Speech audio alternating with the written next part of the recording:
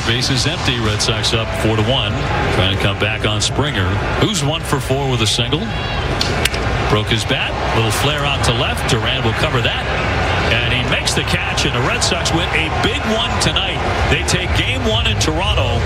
Narvaez with a giant hit. Chapman locks it down.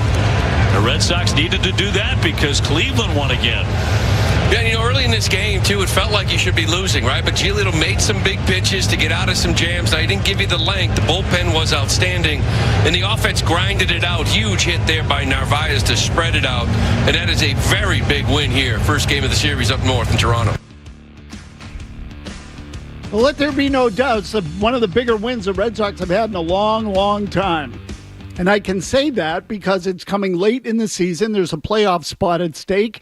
You're playing a good team in the Toronto Blue Jays, one that does lead the American League East at the moment. And there was a chance to grab a victory, to move an inch closer or a step closer to a postseason berth. And the Red Sox did that last night in Toronto. 617-779-0985 on the Baseball Hour. I want to get to a bunch of details and developments from that game because I think a lot of them are worth discussing. There was a lot of stuff in that game last night. There's a lot of stuff throughout the American League. Now, before I get to that, if you were listening to Felger and Maz earlier today, I did have a little bit of a tantrum during which I said to Red Sox fans, you suck. And the reason I said it, you suck. Okay? The reason I said it is because my sense early in the day was that a lot of you aren't necessarily excited about this playoff race, this chance to get into the postseason. And I find that to be unbelievably hypocritical after bitching for the last 4 years that the Red Sox haven't played meaningful games and haven't appeared in the postseason. Now they're there, and it feels like many of you are not fully engaged. And I think one of the big developments that really sort of took the air out of the balloon for many of you was the injury to Roman Anthony. So now, look, those of you who call this show regularly and express your feelings about the state of the team, where they're going, what they're doing, I'm not really talking about you, but if you want to take it that way, that's fine. Because obviously, by calling, you engage. And I know that most of you listen but don't call, and you're engaged that way. I understand that. But let me start with a very simple question. And please be honest with me and with yourselves. Did you watch last night? Do you care? Do you think the Red Sox have a chance? And when I say chance, meaning to win the first round series and then just go wherever the playoffs take them. Do I think they're going to win the World Series this year? No. But I would like them to make the playoffs. I think they have a chance to make the playoffs, obviously. I think they can win in the wild card round without Roman Anthony. I think all of those things are in play because the American League this year is trash. It's garbage. And all you needed to do was watch throughout the American League last night to see the kind of stuff that was going on. Cleveland had a 3-run rally against the Detroit Tigers and the best pitcher in the game in Tarik Skubal without getting the ball out of the infield last night. The Tigers melted down. Skubal at one point fielded a bunt along the first baseline with his back to first base, facing home plate as he fielded the bunt, and tried to throw it to the first baseman by flipping it between his legs, again with his back to first base, down in between his legs like he was hiking a football. It went into right field. It triggered the rally. Cleveland got 3 runs, and they beat the Tigers and now lead the American League Central. So mathematically, record-wise, the two teams are tied, but Cleveland owns the tiebreaker. This was a bad development for the Red Sox, by the way, but I'll get to that later. So my question, what kind of chance do you give them without Roman Anthony in the first round? And has that prevented you from fully engaging? Because here's what I would tell you. With or without him, you got games to play this week.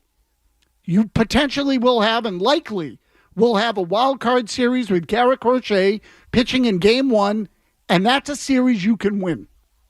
You have enough talent to win when the Yankees are dropping fly balls or letting them land between Aaron Judge and Trent Grisham in center field, standing there while the ball falls between them. We've seen that here in Boston.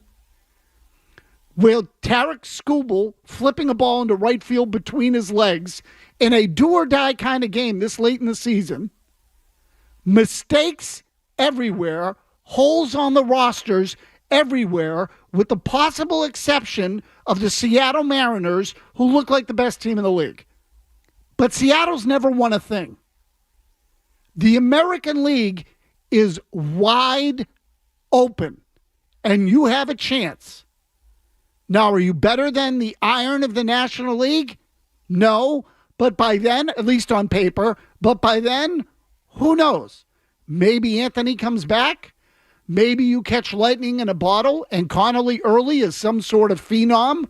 Maybe the back of your end of your bullpen is so damn good, because it was dynamite last night, that you can actually beat teams with something of a lesser roster. I don't know what's going to happen. What I do know is that this is worth watching, and it's been worth watching for the majority of the year. If you're not interested in that, I don't take back anything I said earlier in the day.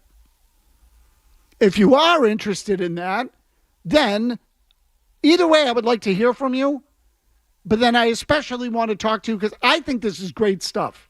The stuff that happened in the early part of that game last night, George Springer hit a ball down the third baseline after Trevor Story made an error to load the bases.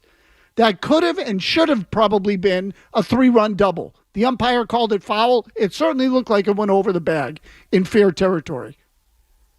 Then, on the next pitch, he struck out on a ball that was called strike 3 when it was out of the strike zone. You got major gifts in the early part of that game. You dodged bullets like nobody's business. Then you rallied for 4 runs and your bullpen shut it down. And now the magic number is 3 for the postseason. And that's 3 over the Houston Astros. 617-779-0985. Before I get to your calls, let me just say this. Alex Cora talked about the magnitude of the win after the Red Sox came off the field. Here's the exchange. But just how, I guess, important is it that these guys aren't letting the moments be too big here? It's important, and we try to talk to them, but sometimes, it's not enough. Jimmy, they have to live through it. Can we stop there for a second? That comment right there crystallizes the whole thing and the whole reason to watch. We try to talk to them, but sometimes you just have to live through it. Anybody that has kids understands this and knows it. You can talk until you're blue in the face. Until they go through it and live it, they won't understand it. Okay, let's continue, Jimmy. It's important, and we try to talk to them, but sometimes, it's not enough. They have to live through it. So, big one today, big one. The road trip so far has been a positive one, right? We got the big boy tomorrow on the mound, and we got Bayo the last day. See how it goes, but just keep putting up good at bats. I think offensively, we kind of have found a stroke, a rhythm in Tampa, and today was another good day. Okay, so again, they didn't play a great game last night. The Red Sox made mistakes, but they won. This is part of the challenge. This is how we used to look at sports when teams would make mistakes and we'd say, well, they bounced back, they persevered, they won the game. The character of a team meant a lot. It doesn't seem to anymore. Everything's done with analytics. It's just about what your capabilities are on paper, and it has nothing to do with whether or not you can actually withstand adversity, dodge mistakes, get a little lucky and win, especially the big ones. Because when you get into the playoffs, you can take the analytics and throw them out the window, and right now, basically what you have is playoff games. All that stuff changes. Trevor Story's defense, as good as it has been for the majority of the year, has sucked in the last 5 days when it matters. That doesn't mean he sucks as a player. My point is you can't predict it. Now, especially with baseball, there is no guaranteed data. There's no large sample, big data that works in the postseason. As Billy Beane said many years ago, my bleep doesn't work in the playoffs. I'll take you in order of longest wait. We'll start with Anthony Knight in Scottsdale. I ask just that you try to get to your point quickly so I can get everyone in. Anthony, go ahead. Yeah, what's up, Maz? Just real quick, I want to support you because Red Sox fans do suck right now. All we've wanted for 4 years is to make the postseason, and now it's finally here. Why not get in and be a team like the Diamondbacks 2 years ago and make a little run? Why not? So, Anthony, to me, that's a simple thing. I just, you sit there bitching about how bad and disappointing the team has been playing 500 baseball over a 4-year period. Then they make a run here in the second half, and admittedly have had some injuries. And some things have gone sideways here in the last few weeks. You're still going to get in. And if you can win a round, you might be able to get Roman Anthony back somewhere during the division series or the LCS. That is not dead. Just keep going. It's like the most basic thing. Keep going forward. Matt's in Rhode Island. Matt, go ahead. Hey, what's up, Matt? As far as the Mariners go, who I agree are really good, but Brian Wu is hurt, at least missing the start. They can't win it all without him. But last night you mentioned Springer. He went berserk. He's the leader of this team. Probably the third best player in the major leagues after the All-Star break. He's going to have him ready, and let's see if Crochet, this is a playoff start, it's a Rockets crowd, and let's see what he does tonight. I'm interested. Thanks. Okay, so Matt, look, the Crochet game tonight, let alone the one next week, if there is one, and right now it looks like there may be. But the Crochet game tonight's an important one. I didn't love the pitching matchup last night. Giolito's been scuffling, and Gausman has owned the Red Sox for 4 years. Since he got to Toronto, he's owned them. But the Red Sox dodged some landmines, sidestepped some landmines early in that game. They got themselves a lead in the middle. Giolito somehow got through it. They got Gausman out of the game, and then their bullpen nailed it down. So you can still win games in which you were not favored. Whether it's a surprise or not is irrelevant. The surprise is the good stuff. See, this is the problem now with the way everybody watches sports. You want to pre-program everything and understand exactly what's going to happen before it does. What's the point of watching that? The whole point of watching is because you might somehow see something that no one was expecting. It's unpredictable. That's the good stuff. Steve in North Carolina. Steve, go ahead. Yeah, so two things. One, I agree with you on the Red Sox fans not getting behind the team just from an overall just getting into it perspective. And then the second thing is I think they have a 60% chance of winning the ALDS and obviously getting through the wild card based on that bullpen. They only need to score about 3 runs a game.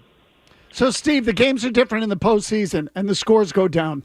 I mean, I think that is apparent. And I'd have to look at some of the scores in these games. The Yankees won last night, 3-2? Cleveland won 5-2, I think it was. Might have been 5-3. But the runs that they scored in the middle innings against Skubal were all the result of ineptitude on the other side, which is another thing you should not underestimate. And I said this earlier. The American League this year is garbage. If you put pressure on the other team, they will crack just the way that you do. This is what makes the American League this year so fascinating in some ways, because they can all crack. Every single one of them. And in some ways, other than Seattle, because I think Seattle's good. And I know the caller said Brian Wu's injured. Seattle's got good pitching. They were aggressive at the deadline. They have probably the MVP of the league in Cal Raleigh. They're a good team. I don't know if they're great, but they added Naylor at the trade deadline as well. Seattle's good. Seattle's improved. I don't think it's a fluke that Seattle has won and that Seattle has taken over the West and is going to be one of the top seeds. I don't think that that's a fluke. But there's no way in tell me, how's Cal Raleigh going to do in the playoffs? I remember a couple of years ago they got in and I know he had a big home run down the stretch. Let me look up his career postseason numbers if I can do that quickly. Because I just don't think all of a sudden when he's a 60 home run hitter effectively closing in on it, and you put him in a big spot where he's got to be the centerpiece of the lineup, In 22 career postseason at-bats, he's batting .227. Now, is he a better player now than he was a couple of years ago in 2022 when they made the playoffs? Sure. Yeah, I think he's a better player. He's having a great year. Aaron Judge has had great years too, and he sucks in the postseason. 617-779-0985. I do want to get to some of the details of the game. I do want to take all of your calls. I see you all lined up. Don't go anywhere. We got a full board tonight on the Baseball Hour. This is the Baseball Hour on the Sports Hub. Hey, it's Matt.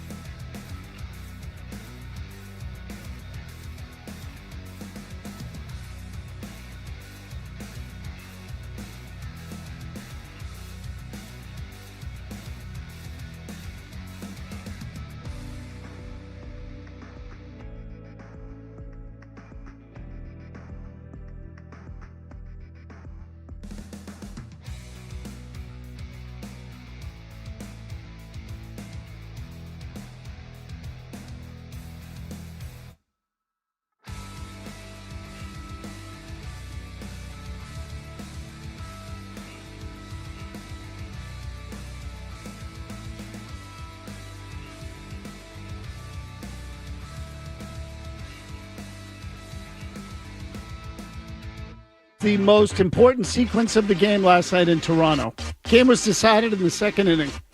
Incredible. George Springer hits a ball down the line. Could have been a 3-run double. Jays would have been all over you in the early going. Ball's called foul. And then the next pitch, which would have walked in a run, is called strike 3. The inning ends. The Red Sox take the lead. They never trail in the game. They go up 4-1. The bullpen nails it down. That is the fine line in these games at this time of year, and that's the beauty of it. You got to watch every pitch. That's the good stuff. Sean in Marlboro. Sean, go ahead. Hey, Maz. So, quick recap of the season. So, Bostonians are inherently negative, but beyond that, we brought up a bunch of kids from AAA. Then, during the season, we traded our best hitter. Then at the deadline, ownership and the GM didn't believe enough in the team. They didn't really add at the deadline. Then we lose the one hitter that we actually had. And then the starting pitch and the big three started to regress, and we can't find, we have a couple guys where it's Russian roulette to see who has a good outing. So the team itself isn't in on a playoff run. Yes, it'll be fun. We win the wild card. Yes, I get experience, but I think it's more that we're realistic than it is we're not excited or we're down on the team. Yeah, Sean, I'll tell you what, and I understand what you're saying, but I'll also tell you this. You know what I think it is? I think you're spoiled. That's what I think. I think you're spoiled. I think there was a lot of winning here for 20 years, and it became championship or nothing, and there was never any gray in between, and that it was one or the other, and if they weren't going to win it, I'm not interested. That's what it became because they were so damn good. Every season was a championship quest. Every one. And when I say they, I mean everybody. Okay, the Red Sox had a up and down sort of mercurial existence where they went from worst to first, and that hurt them. That hurt them because you went from watching to not watching. And so then an even worse thing happened. They got mediocre for 4 years. And so you fully checked out. And I admit, or I will acknowledge that a lot of you who want to come back aren't back yet. I think the big thing for a lot of you was the Roman Anthony injury. Once your whoopee went down, you packed it in. And you don't want to acknowledge, and I'm just telling you that what you described about the Red Sox not being a great team or however you phrased it, I can say that about every team in the league. So it might not feel like other championship years and other years where they had good teams. It shouldn't. They're not as good. But neither is the league. It's a bad league. It's a really bad league this year. Think about it. The biggest difference in the Red Sox season, the entire thing that has changed 2025, really comes down to that 10-game winning streak. Without that, you're the same team you've been. So that's how fine the line is. The whole thing changed in a week and a half. Anthony's on the Cape. Go ahead, Anthony. Yeah, Maz, it's just, I don't think you quite get it, at least from my perspective, okay? I have a little different take, I guess. Maybe I have a higher standard than everybody else. But I don't accept not missing the playoffs the last few years. I wasn't saying, oh, please, give me late September baseball. I'm dying for it. No, I want, first of all, the floor is the playoffs, Maz. What do you think? I'm going to get on the edge of my seat in September, Anthony, with everything going on? Listen, no, but Maz, you're going to get on who's your gripe with? If you're upset that it hasn't gone the way it has, who's your gripe with? Maz, do you think my gripe is with John Henry? So listen, do you think I'm going to get on the edge of my seat for the Red Sox to back into the playoffs when the expectation was by everybody before the season after acquiring Crochet, Chapman, Bregman, all the prospects, Roman Anthony? You think, and then you're going to trade Devers and not do anything, have another Dollars General trade deadline? You think I'm going to get on the edge of my seat in September? No, you make the playoffs and then we'll start talking, okay? That's the expectation. Well, I'm going to let you go just because I have other people. You've called the show regularly, so I'm not dropping you. I'm just telling you that at this point of the season, I'd like to think you'd put the games first. That's all. I'd like to think you'd put the games first. I understand you're pissed at ownership. I'm not telling you you're wrong to feel that way. Save it. There's someone who called today that said, I don't know whether to root for the team because then that might validate what ownership has done. Worry about that later. Focus on the games.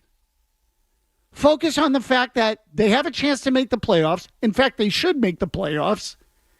And they can win a couple of rounds. Crochet's going to pitch game one on full rest. His ERA, and I'm giving you ballpark numbers here, when he has 5 days of rest or more, is like 2.25 or something like that. When he doesn't, it's 3.5. So next week, based on the numbers, you should get an ace, although there's no way to predict that. Eric and Redding, quickly. Now, they haven't clinched a playoff spot yet. No Devers, no Redding, bad base running, bad stuff all around. It can't help but feel like the wheels are going to start to come flying off yet. Don't get me wrong, it'd be nice if they made the playoffs, but you can't help but shape that feeling like, without Anthony, without Devers, they don't have enough. That's all. Thanks, Matt. Okay, they have enough to win the first round. They have enough to get in this week. So they've just won 3 out of 4 on the road without any of those guys. They can pitch well enough. The back end of their bullpen is elite. It's elite. Sensational. Garrett Whitlock might be the best setup man in baseball. He is so effing good, it isn't funny. Cliff and Weymouth. Cliff, go ahead. Only the last 2 callers before that one, Sean and Anthony. I'm on board with them. And it's the performance, Tony. I listen to the games every night. Is the team good enough to win? Yeah, but they're also not good enough to win. How many one-run games have they lost? How many times do you play in the White Sox and you're losing? Or how many times does Crochet pitch and he gets 1 or 2 runs, run support? It doesn't. The team is just not showing me that thing that's going to drive me to think that they're going to win more than a couple games. Yeah, go ahead. Cliff, what team in the American League is other than maybe Seattle? Hello? What team is? What team is? No, what team is? They're all mediocre. Tony, that's why everything's equal here. Exactly. This is my point. So again, you're focused on the fact that the Red Sox aren't great. They don't feel like other good teams that they've had over the many years. They don't. I agree. Who does? All you can really do is play the games and the competition that's before you. That's it. That's all you can do. So if the competition's not great, what, the championship's not going to count or the playoff run's not going to count? And I'm not saying the championship, but because, again, I don't think they're going to win the World Series. Does that mean I shouldn't invest and watch? I mean, are you a fan of sports and competition or not? I guess that's the question. Because why do you watch? What drives you to watch and pay attention? Because I agree, it doesn't necessarily manifest itself all the time in watching the games. I get it, especially when there are 162 of them. I get it. I would just like to think 1 week to go, big games, playoff spot on the line, you're playing a good team, and there was some good stuff in that game last night that made it interesting. And people can't get engaged? You don't get engaged for that? That doesn't tickle your funny bone or float your boat? I can't help you. Then I think you're watching for the wrong reasons or you're engaged for the wrong reasons. I watch the sports for competition. I love watching the competition. That's the good stuff. When people get pushed and all of a sudden do things that you didn't expect, like try to flip a ball between your legs into right field like Tarek Skubal, the Tigers, did last night. How do you explain that other than he had his head up his ass? That's a guy cracking in a big spot. What are you doing? Talk about a meltdown. Kevin Majori will get you caught up on headlines, and I mentioned it already, but I want to touch on what was indisputably the biggest reason the Red Sox won that game last night and the biggest thing they have going for them down the stretch. We'll get to that when we come back in the baseball hour. Essential Sports Hub headline presented by Celsius Energy Drinks. The Red Sox were 4-1 winners over the Blue Jays last night to maintain possession of the second wildcard spot in the American League. Tonight, the series continues with Garrett Crochet on the mound for the Sox. The Blue Jays counter with Max Scherzer. First pitch is at 7:07. ESPN's Jeff Passan reported today that the Washington Nationals are finalizing a deal to name former Red Sox assistant GM Paul Taboni their new head of baseball operations. Cleveland Guardians designated hitter David Fry sustained a broken nose and facial fractures after he was hit in the face by a pitch in the 6th inning of Cleveland's 5-2 win over the Tigers last night. The team said that Fry is expected to fully recover over the next 6 to 8 weeks. First injury report of the week for the Patriots was released, and both linebacker K'Lavon Chaisson and left guard Jared Wilson did not participate today. Corner Christian Gonzalez remains limited. For the Panthers, wide receiver Ted McMillan did not practice today due to a calf injury. Xavier Legette also out with a hamstring injury. Sports Up headlines are brought to you by Premier Basement Waterproofing. 3rd generation owned by the Albert family. Call now and get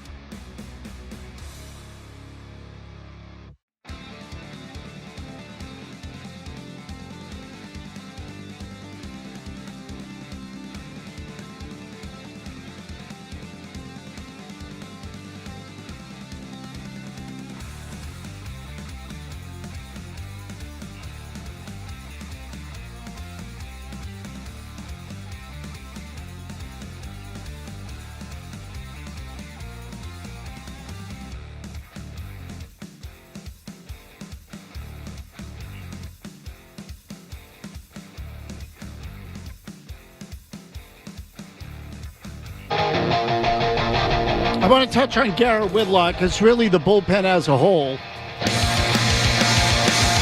But Whitlock got one of the key innings last night, the 7th inning, and Alex Cora pitched his relievers out of order. He went with Whitlock in the 7th and Slayton in the 8th. And typically and historically, I'm not telling you anything you don't know, years ago the bullpen was clearly assigned roles. Who got the 7th, who got the 8th, who got the 9th. Now, not so much. Managers will pick their spots based on the part of the batting order that's coming up. Red Sox were clinging to a lead. The scoring in the game was done by that point. The bullpen went the final 4 1/3, I think it was, without allowing a hit, a walk, or a run. So Wilson let off one walk to lead off, and then it was nothing the rest of the way. Okay. A 4 1/3 shutout was spectacular. Excellent. Really, it was terrific relief work by the bullpen last night. And the Jays got some hitters. But Whitlock came in against 2-3-4, which included Vladimir Guerrero. Strikeout, ground out, get out of there. In his last 30 appearances, Garrett Whitlock has allowed 1 earned run. It's 29 innings. 30 appearances, 1 earned run, 5 walks, 37 strikeouts, 0 home runs. His ERA is 0.31. So I don't know what did O'Brien call him there, Mr. Reliable or something like that. I would say it's that and then some. This guy's a machine.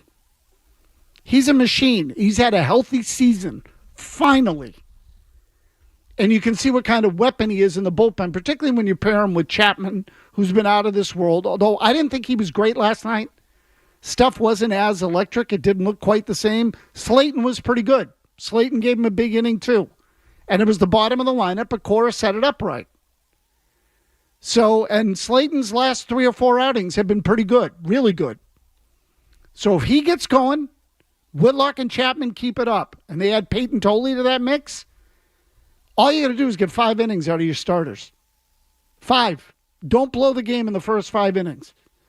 And you can pull it out late, no matter who you're playing. Because I think their bullpen is that good. John in the car. John, go ahead. Tony, I was going to talk analytics, but I'm calling an audible. For all these people that want to wait until they make the playoffs, they are in the playoffs. They've been in the playoffs now for the last 2 weeks, and every one of these games matters. And the quicker they get this magic number to 0, they can make that bullpen that much better by giving Chapman a couple of days off, by giving Slayton a couple of days off, getting these guys in position where they can succeed. I remember this team getting to the playoffs, Tony. Remember in the 80s they went 0-13, 13 straight losses in the playoffs? Of course. It doesn't matter just to make the playoffs. You gotta have a reason to be there first, and then you have to have a plan to move on in the playoffs. And the sooner they get to 0 on the magic number, the better off that plan will be. So listen, I don't count I don't assume anything until you get it. I'm just telling you that the games on right now are effectively playoff games. That's really what they are. I just love the cockiness too of, I'll watch when they get in. Oh, this is like the years ago, and not to give you story time, the Red Sox used to afford members of the media the opportunity to buy tickets for the postseason, but you'd have to buy them all, the entire strip for the whole playoffs. And then if the Red Sox got knocked out, any tickets that went unused would get refunded. That's how it worked. So I would always buy the tickets with the idea of letting friends repay me for them, and they could go to the postseason games. Who wouldn't want to go to those? After they won a couple of World Series, the answers I started to get? You know what? If they get to the World Series again, I'm interested. Otherwise, thanks. So again, you get cocky, you get spoiled. And it happens to everyone. Just don't tell me you're different, because you're not. So the winning has spoiled you. You don't think this team's that good. And even though the league sucks and they could win a couple of rounds, you're just not going to put the energy in because you don't believe in them. Just tell me the truth. Mark and Stoughton. Mark, go ahead. Man, these callers are driving me nuts. We finally get an exciting season, but they just want to cry about the fact that we're not the best team in the league. Like, is that how you watch sports? I just don't understand. Like, anyone makes the playoffs, they have a chance to win it all.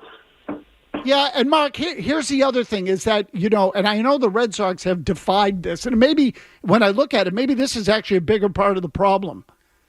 The Red Sox have gone first to worst to worst to first to worst to worst to first. You follow me? In other words, it's been a mercurial existence in which they've been very high and very low.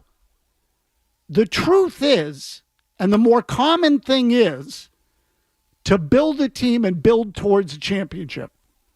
It doesn't just happen in 1 year, although it did happen that way here a few times. So 2012, they sucked. 2013, they won the World Series. Now, oddly enough, the last World Series they won, 2018, they had to build toward. That took time. In 2014 and 2015, they weren't very good. But in the late half of 2015, they got a little bit better. They brought the kids up. They started playing better. In 2016, they brought in David Price. They made the playoffs. They didn't win anything. And then was it Sale's first season or second season, Jimmy, that they won? Second season. Yeah, because then they brought Sale in and they didn't win again. Then there was cause for concern. Because if you're going to bring in two aces and you can't win, well, then what? 2018, they changed managers. Brought Cora in with that team. Then they won it. So it took a while. You have to fight for it. It doesn't just land on your doorstep and you get to run around and tweet and rub it in people's face. You got to actually work for it. That's them and that's you. Rich is in Millbury. Go ahead, Rich. Hey, how come they don't play Refsnyder more? He could be the best designated hitter we have. We got He always comes through in a clutch. Every time he gets up, he does something. Rich, I like him too. And we got a call like this today, which is why I'm chuckling. All I'm going to tell you is that I think Rob Refsnyder is in the perfect role. He is a platoon type of player that annihilates left-handed pitching. He's a tremendous bench player and a good guy to have on a team. He's, as many people have described him, he's a real adult. He's a leader. He's a professional. If you try to give him 500 at-bats, his production's going to go way down. So I like Refsnyder too. And if you spot him right and give him some pinch hitting appearances and things like that, he's an effective player. But he's not an everyday guy, and he never has been. Ron in Philly. Ron, go ahead. Hey, Matt, I agree with you. I'm a baseball guy. I'm a sports guy. I don't miss games. I watch all of them, even through the suck. But I also know that baseball is a patient sport in an impatient world, along with the ups and downs and the ebbs and flows of the seasons that the Red Sox have given us with the wins and the losses. And I think that that's what's hurting the game right now, is a lot of us are expecting these immediate results like we expect everything else in life. And one more thing I just want to put out there. I know there's a lot of discontent with the Devers situation, and rightfully so, but maybe I look differently at it. That move allowed Roman Anthony to get into a position to become Roman Anthony. And if we don't, I look at what position were you going to get that was available in the market with the exception of a right-handed relief pitcher? What were you going to get that was a starting position that was going to be better to put in your lineup right now than what you have? I don't think that was out there right there. Yeah, so Ron, look, no, thank you for the call. Here's what I would tell you, that at the end of the day, Nathaniel Lowe, now he's a left-handed bat. He's actually been okay. I mean, he's given him a little something. Now he's left-handed. They could have used another bat. And I'm not telling you I'm justifying their approach at the deadline. Ownership and management didn't believe in this team either. Don't let them kid you.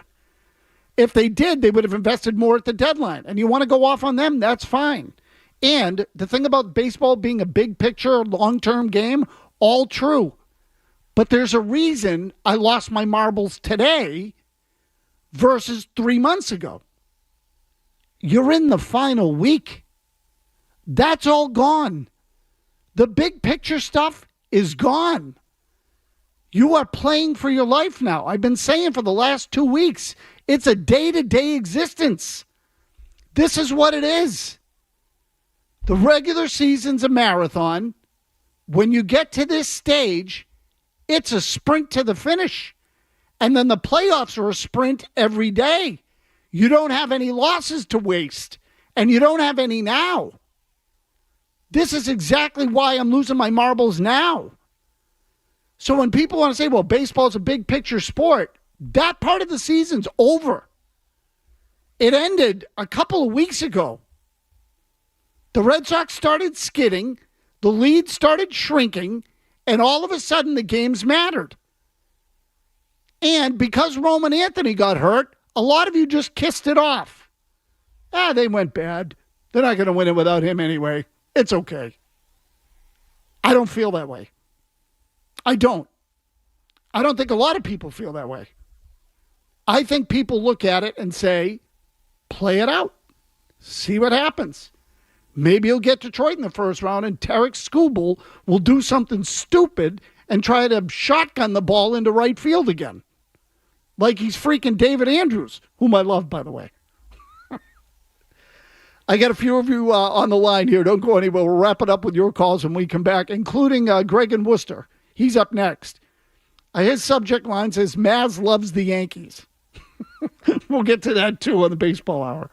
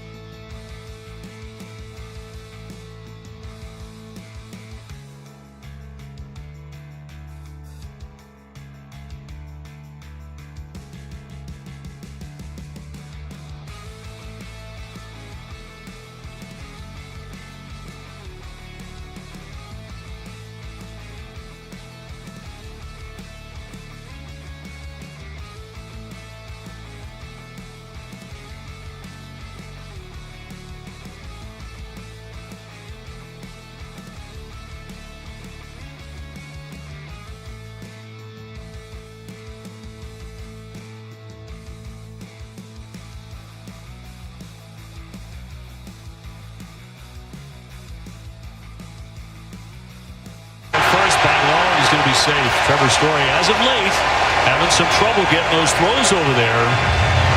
And he'll be charged with an error on that one. Yeah, you can tell the timing was off. Look at the way he goes after this ball. Gets a little in between hop. It doesn't really attack it with the aggressiveness we're used to seeing. And when he comes up, he just doesn't.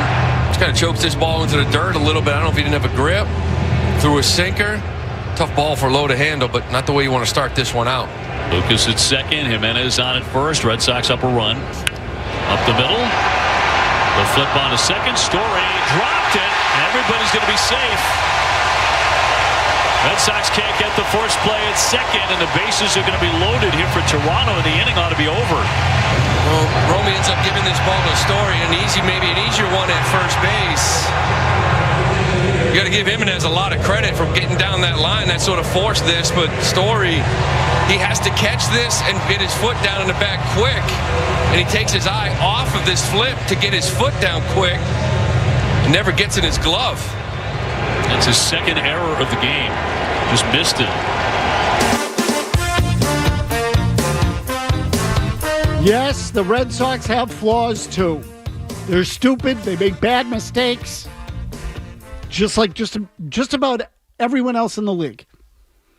Again, possible exception, Seattle Mariners, who've never won anything.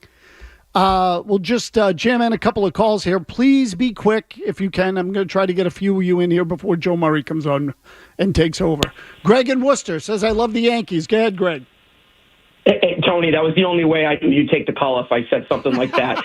I value your opinion on baseball more than anyone. I think you know more about baseball than anybody, maybe besides myself, but that's fine. My question to you is, I think that the criticism of Aaron Judge is unfair. Every time you go on social media and you see things about Judge, it's like, oh, well, he hasn't won a ring. It's all for nothing because he hasn't won a ring. Neither did Bonds, neither did Griffey, neither did Ted Williams, neither did Sosa. You know, I feel like it's not the NFL where it's like not Josh Allen not winning a Super Bowl where they're in control of the game. Like, you know what I mean? Like, Aaron Judge didn't bring in Nestor Cortez to pitch in the game one of the World Series out of the bullpen last year to give up a grand slam. You know what I mean? So, Greg, I think that's unfair criticism. Okay, so here's what I would tell you about Aaron Judge. I don't necessarily blame him for not having a World Series. He hasn't hit. I mean, his postseason numbers are dreadful. So, for example, when people say to me, Don Mattingly never won anything, Mattingly's postseason numbers in the postseason he played, I think he was only in one, were tremendous. He was great in that series. He just never got there because the team sucked. So Judge is a little different. And the great Yankees are judged by titles. Quickly, Crew and Quincy. Yeah, I read something the other day that they were lining Crochet up to go game one of the playoffs, and I just think that that's potentially a massive mistake given the way that how Giolito and Theo have just been so inconsistent, and the bullpen just has been, outside of Whitlock and Chapman, it's just we don't really have anything. Okay, so Crew, the bullpen's been a little better lately. Slayton's been good. Tolley adds a dimension that makes them interesting, and I understand your concerns about the other starters. Crochet is pitching tonight, and then he's due to go game one next Tuesday. If they need him Sunday out of the bullpen, he can probably help them. Let's hope it doesn't come to that. If it goes the way it should, they should have this thing wrapped up by Friday, maybe Saturday, and they're good to go. Crochet gets the ball in game one, and then you get the best of both worlds. So I understand your point. They should be able to get in without needing Crochet on Sunday, is what I'm getting at. Kevin Majori's got your headlines here coming up shortly. Joe Murray has you for the balance of the night. Again, Crochet on the mound tonight against Max Scherzer in Toronto. We'll obviously talk about that tomorrow. Have a good night. From the Telfair Type Studios, WBC FM and HD1. It's not just the games. It's Toucher and Hardy, Zolak and Bertrand, Felger and Maz, Joe Murray. For Boston sports fans, it's 98.5.